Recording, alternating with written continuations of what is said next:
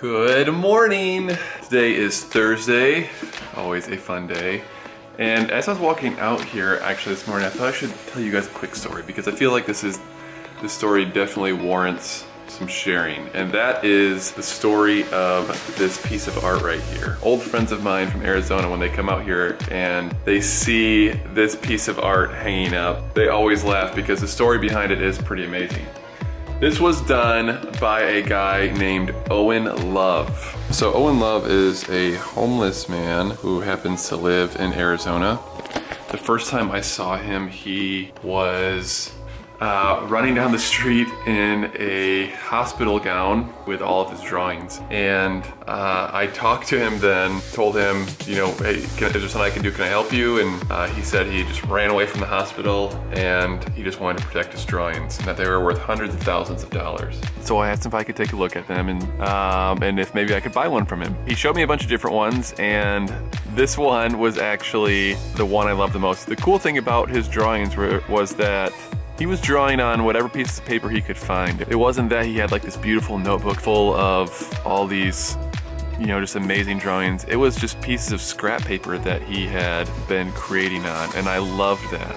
The one I have right there, I have one other one that I still need to frame, but that one is especially important to me because that one he was saying was his favorite. He wanted to sell it to me originally for $100,000, and I told him I only had $20 cash on me.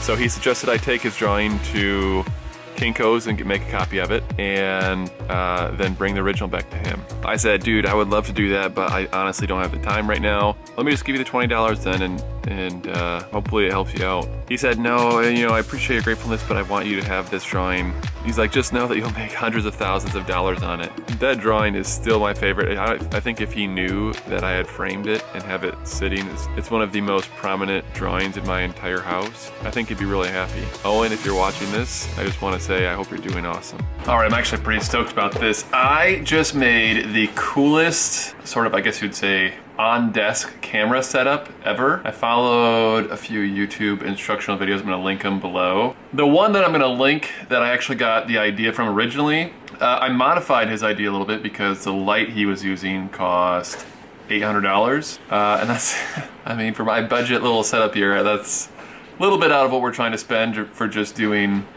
wristband preview shots. So basically something like this, looking down at it. But I'm gonna show you real quick how it looks, just to give you a quick example, and then I'm gonna show you what the setup itself actually is. So it's pretty easy actually. I'm gonna move this a second.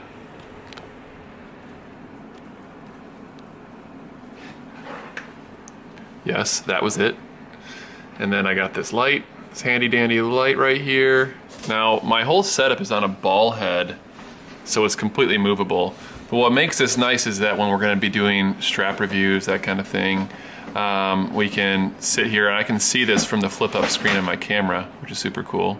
We also, right this way, have an iPad that I can link it to control the zoom back and forth, or if I want to, I can zoom pretty simply by just doing this right here. Very dramatic zoom in, but I dig this. This is actually really cool. I think what we're gonna do is get like a white background for it so that it pops a little bit better, especially with this light. This is a daylight light we have above us.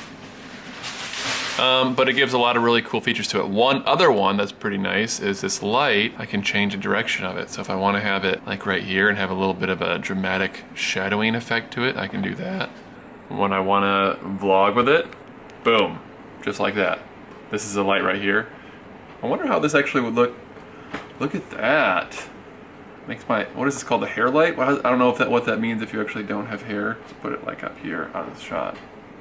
That's pretty cool. Okay, now I'm gonna show you guys what this looks like. I'm gonna film it on my iPhone so you can get a better idea of this setup and hopefully it'll inspire you to make your own. All right, so here's what we're working with here. I have my RX 100 Mark V.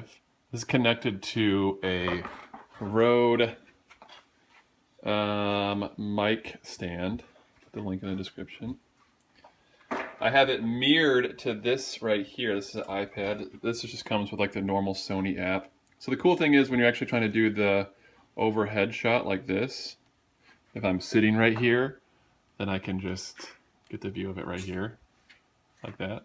You can see it's on both. It's a little bit laggy with the iPad, but you get that. And then this is actually a daylight LED light. Now this comes actually with a barn door thing, which a barn door, if you're not familiar, is like this little flap thing that can direct the light. But if you put that on here, then it actually becomes too heavy. So all this is just one little adapter here. On this side, I actually have a ball joint mount that allows it to be better. But it's actually pretty cool. I have a third boom mic, and this is the one I originally had in the event that I actually need to record audio. There you go. So this is my setup as a whole. This is my salad right here. It's 2 o'clock, but we haven't eaten lunch yet. Back at my favorite store, once again, grabbing some tables for Jordan's new shipping setup. We have to move him to a different area because, well, to be honest, we're running out of room, and we're getting some help with shipping. Very exciting because we need it, Jordan especially, running him ragged. Currently waiting for Jordan to get back to me with some measurements. Here's what we're looking at. We're thinking about getting 2 of these buttes right here. Look at those legs. That's how you adjust it. Oh, that's pretty cool. This camera isn't showing like the cool color of this either. This is actually like a really nice mahogany color, I guess you would say. I don't know. But we're gonna stack 2 of these wide. Maybe sherry oak. The joys of shopping at IKEA, making sure things fit. Measure twice, cut once. Also measure twice, buy once, so you don't have to take it back, because it's a long drive. All right, we found our desks.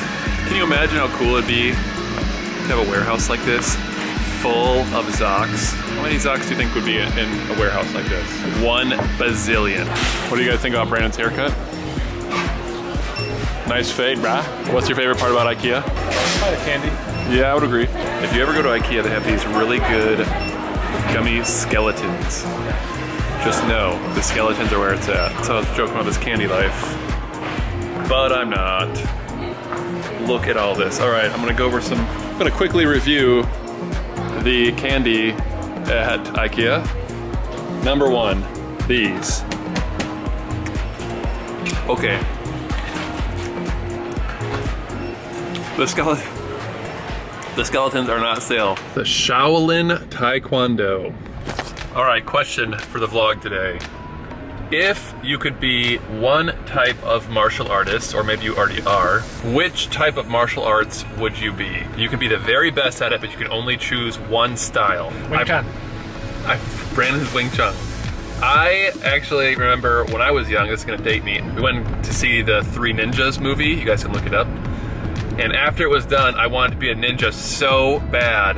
I begged my dad. He got so mad about it, he actually left my mom and I at an ice cream shop. I still don't even know why. Left us at an ice cream shop from anger of me wanting to be a ninja, and then came back and everything was fine. But that being said, my ninja dream was never realized. So, you know, I've always had that kind of desire to be straight up black belt ninja.